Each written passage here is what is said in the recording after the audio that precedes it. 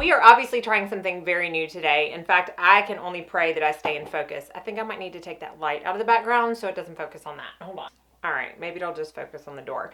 Anyways, I am finally going to do my Get Ready With Me Q&A, and I'm going to do this in a true Get Ready With Me fashion to where I simply get ready. I'm not going to talk about the products that I'm using. Of course, I will list and link all of them down below. But this is how I get ready in the morning. So I thought, you know what? I'm going to sit in my husband's t-shirt in front of my vanity, and I'm going to get ready while talking to y'all and answering some of your questions. So, you know, the lighting's not going to be perfect. I've never done one like this before.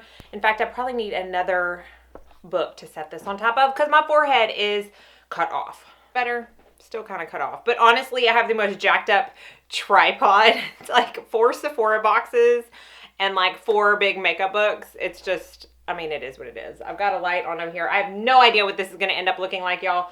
But this is how I get ready in the morning, and I thought, let's just make it a casual video where I answer your questions. You can probably see that box light right there, but that's just the way it's gonna be. So what I did was I kind of copied and pasted all of your questions and put them all into like the notes section of my Mac, and then I just emailed them to myself. So I don't have the exact people that asked the questions. I'm sorry if I don't like credit you with a question, but there were a lot of repeat questions, so I wasn't going to be able to like say 15 people for one question. So I thought y'all would be okay with that. So I'm just going to, y'all, there was a lot of questions, which I absolutely love, but it's not going to be something that I can get through in one video. So I may or may not do a second video, but if you don't hear your question answered, it's likelihood that I probably will. In fact, if anybody did not see that original video where I asked for the questions, you know, feel free to ask me more in this video. But I would say the most overwhelming, by far, question there was questions about my fitness journey and what I eat in a day, what do my workouts consist of, and whatnot. So it's just too much to answer in this video, because my fitness journey has been a long one. I've mentioned in the past, but if you don't know, I have lost 50 pounds. I was in high school. My doctor told my mom, it's actually in 8th grade, when he told my mom, this is not baby weight. This is only getting worse, and if you don't do something about it now, she will be obese by the time she graduates high school. I was wearing, in 8th grade, I was wearing a size 16 women's. It was 175 pounds. So my fitness journey and my weight loss journey started in 8th grade. And it's something that I still do today. My husband used to own a gym. He has a biochemistry degree. He specializes in nutrition. He competed in bodybuilding for 25 years.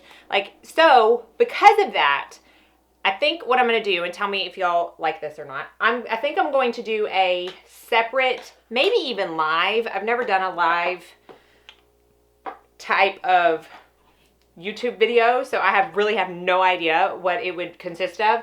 But I was thinking about getting Chad on here with me and doing like a live Q&A. Because he is such a wealth of knowledge. I mean, I cannot even tell you. Just listen. I could still, after 11 years, just listen to him all day long talk about this stuff that he's so knowledgeable about. So let me know if you want that, or if you just want us to do a pre-recorded video and just talk about my journey.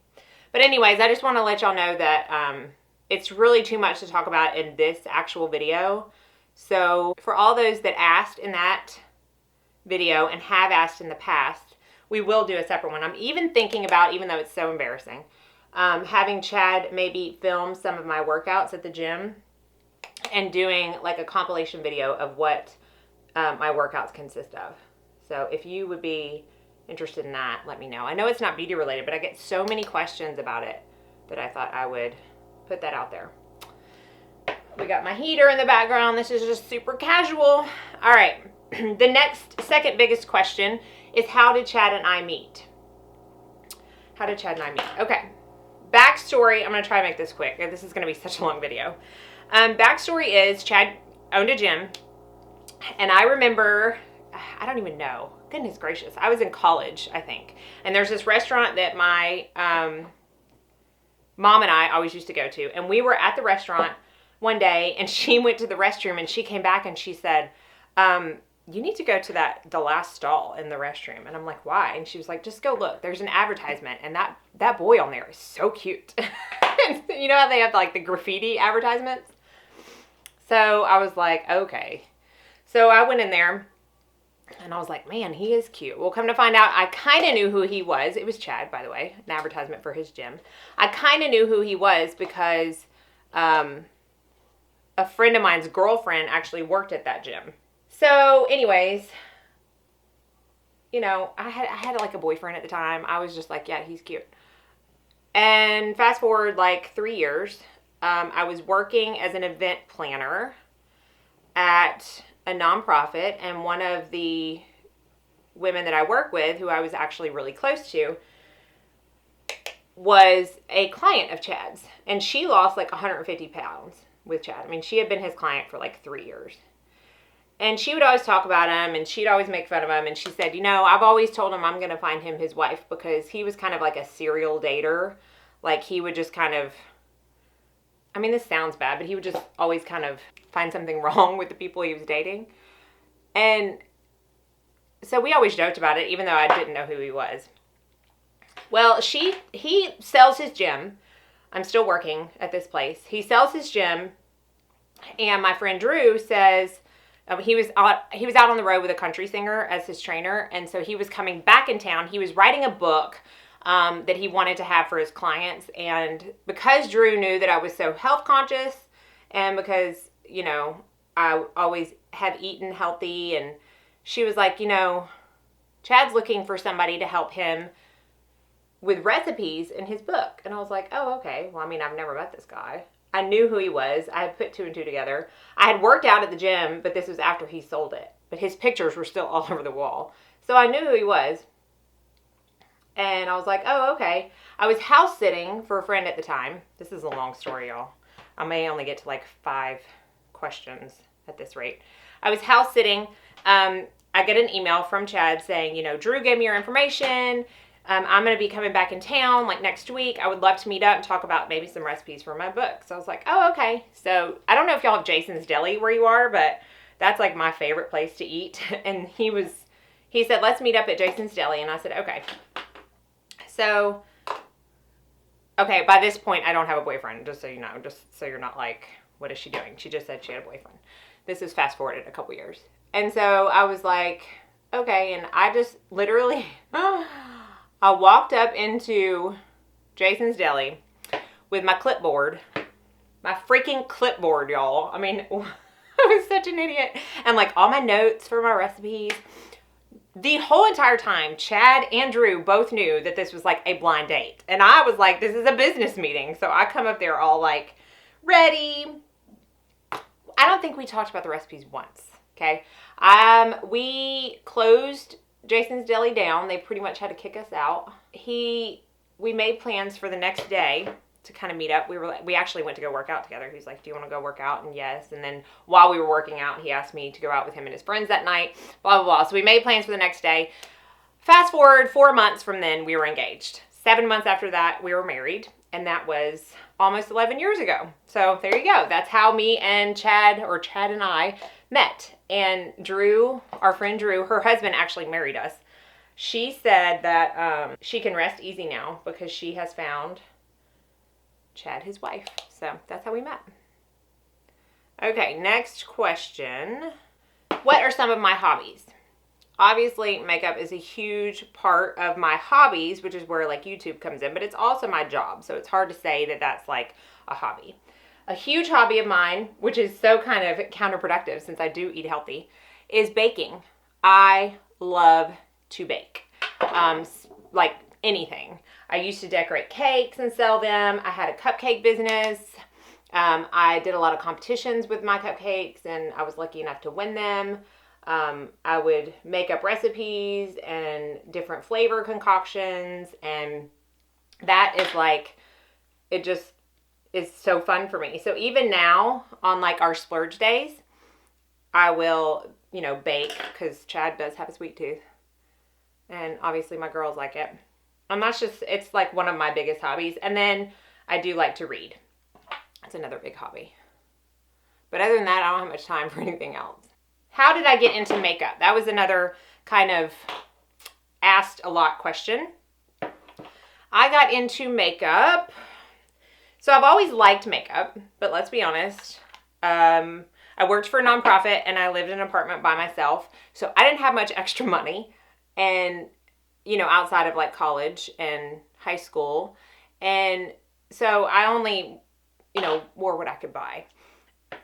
I started, after we got married, probably like 2 or 3 years, I started really getting into the product side of makeup, where I absolutely loved everything about products. And after that, because I had so many products, my friends started asking me to do their makeup for them because they knew how much I loved it. And then a friend of mine was actually getting remarried, a destination wedding. And of course I was going, and she asked me to do her makeup there. And I was like, okay. That is where I fell in love with actually doing makeup on other people. So after that, I decided I have my undergrad in communications and I have my graduate degree, my master's in elementary education.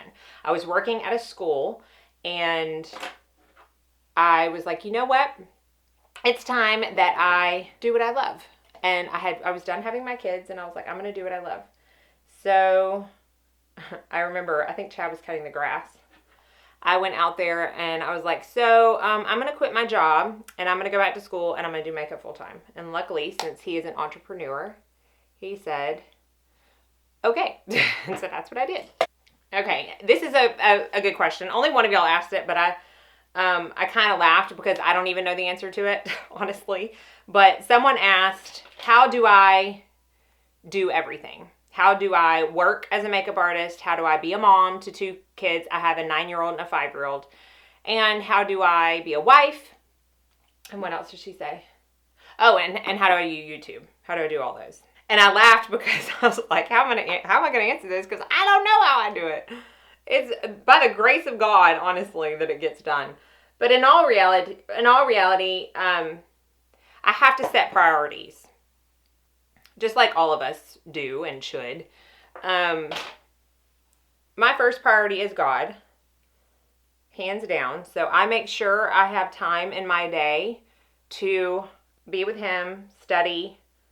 I do a BSF Bible study. So I make that's my first priority. My second priority is Chad. And if he is home, I want to make myself a priority to him. I want to make him a priority to me.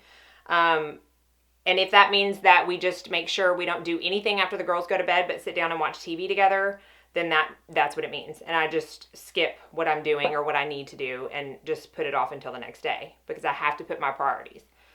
My third priority is my kids. Now, my kids go to school. So I do have during the days to get stuff done. And being a makeup artist with my own business, I set my hours.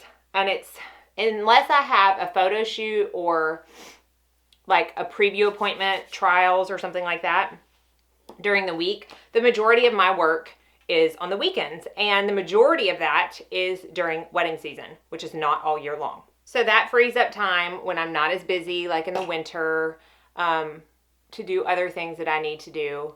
And as far as YouTube, it's why I only post twice a week. You know, I see all these other people that post like 5 times a week, and they go from like having 15,000 followers to 50,000 followers. And I've always heard, and I know it's true, that the more the more consistent you are with posts, the more you're going to get seen and the more you will likely get subscribers.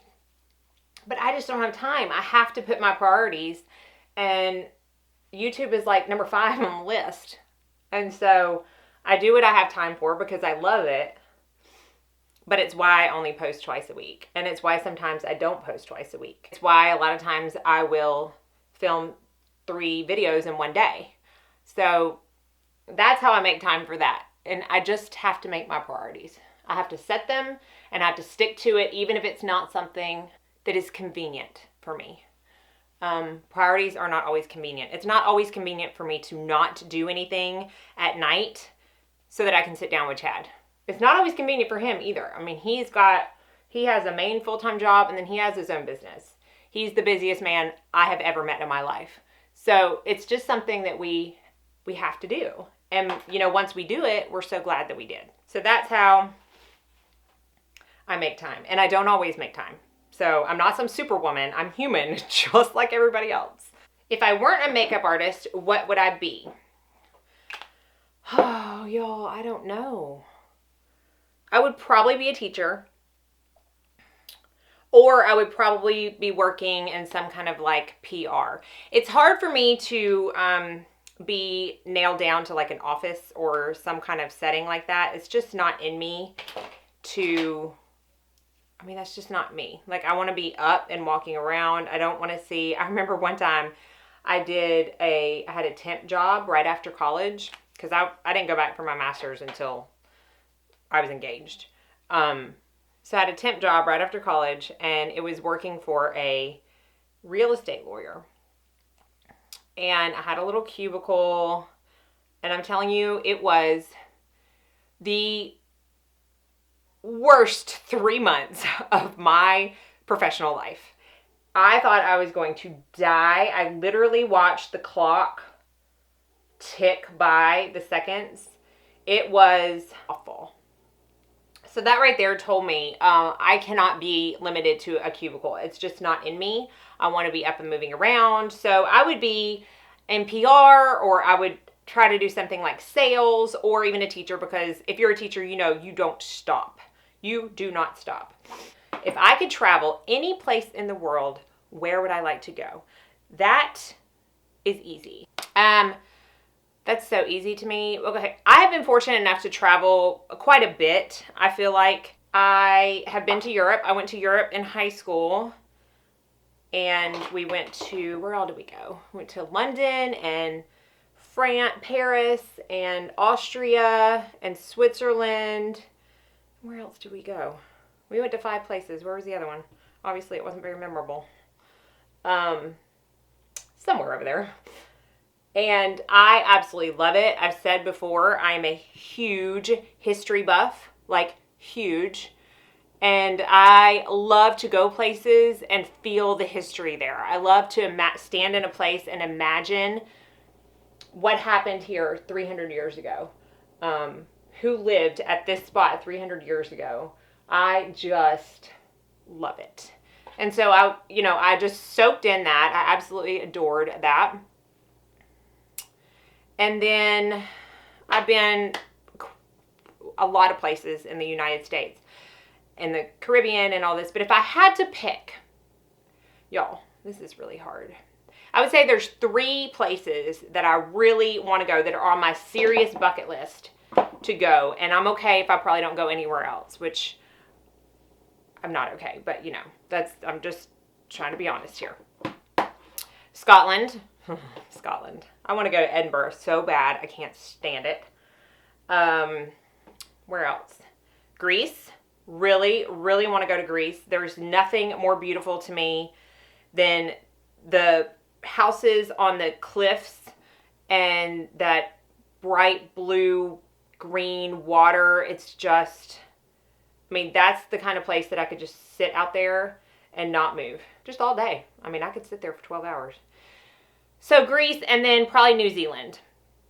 Only because I've never been anywhere on the Australian side of the continent. So I would love to go. And I don't know, something about New Zealand really interests me. So those are the 3 places that are on my serious bucket list, but I can only pray that I'm able to go to a lot more than that. This was an interesting question. What is something that I reflect on at the end of the day? Chad and I like to, if we can, obviously if he's in town, because he travels a lot for his work, if he's in town and if we are both home, obviously, we like to try to go to bed at the same time. Because that is when we get the most, like, good conversation time in, is right at, like, I mean, when we get in bed, we sit there and we talk forever. And so that we really reflect on stuff together, stuff that happened in the day, stuff that we're going to, do the next day, the next week, the next month, that kind of stuff. But as far as just me, what I reflect on personally, I would say the biggest thing is, and this isn't going to resonate with all of y'all because we all have different beliefs, and I am A-okay with that. It's what makes the world go round. But I reflect most on, did somebody in my life during the day see Jesus through me? That's what I reflect on. And if the answer is no, then I start reflecting on how can I change that the next day. And I don't mean random people. I mean, I can mean random people, but did my kids see it? Am I a light for my kids? Am I a light for my husband? Did my mom see it? Because she lives down the street from us and I see her every day.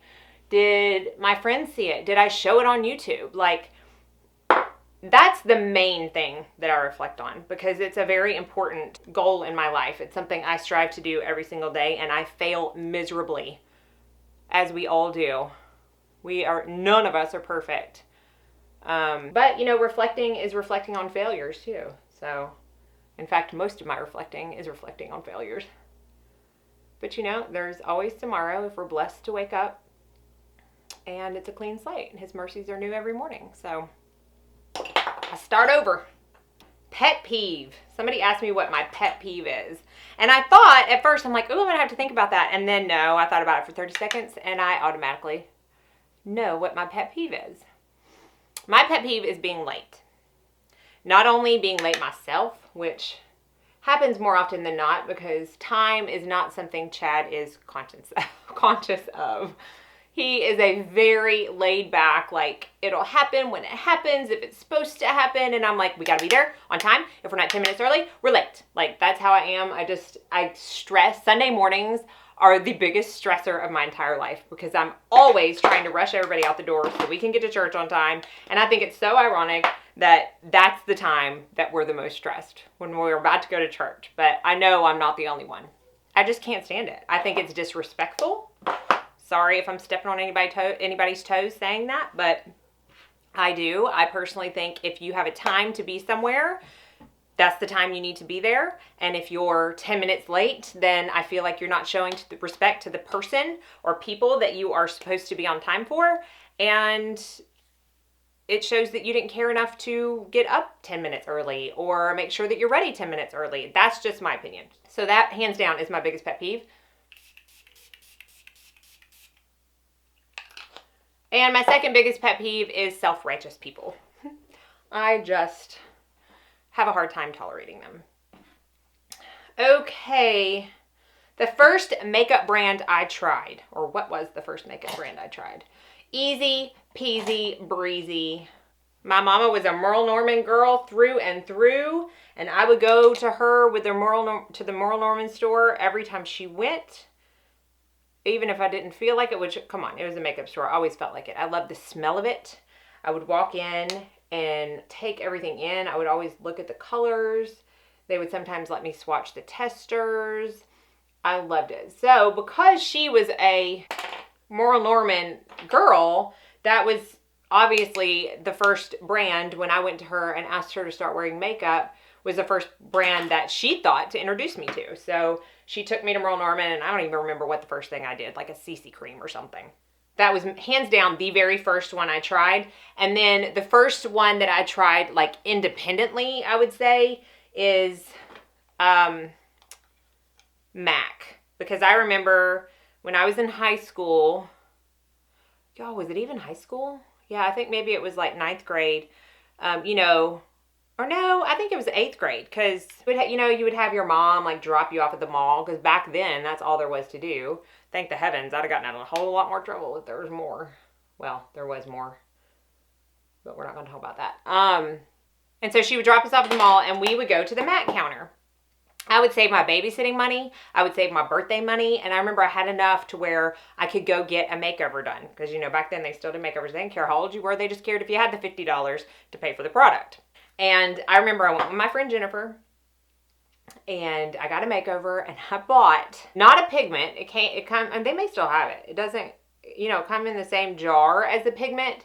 But it was straight up glitter. And it was silver glitter. And I remember the girl doing the makeover taught us how to line our eyes with glitter.